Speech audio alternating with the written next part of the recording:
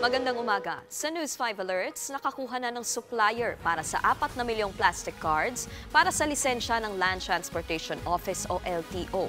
Sa susunod na taon, makukuha ng ahensya ang mga nasabing plastic cards. Sapat daw ito para matugunan ang backlog sa mga lisensya. May sobra na rin para sa mga walk-in na gustong magpa-renew dahil dito ay ititigil na ng LTO ang pagbibigay ng papel na lisensya. Sa ibang balita, madadagdagan na ng 500 piso ang buwanang sahod ng mga kasambahay sa Metro Manila simula sa susunod na taon. Sa utos ng Regional Wage Board, magiging 6,500 pesos per month na ang minimum na sahod ng domestic workers simula January 3. Bukod sa National Capital Region, ang mga kasambahay sa Caraga Region ay makakatanggap din ng 1,000 pisong dagdag sa sahod simula January 1. Ayon sa Department of Labor and Employment, mahigit 200,000 kasambahay ang makikinabang dito.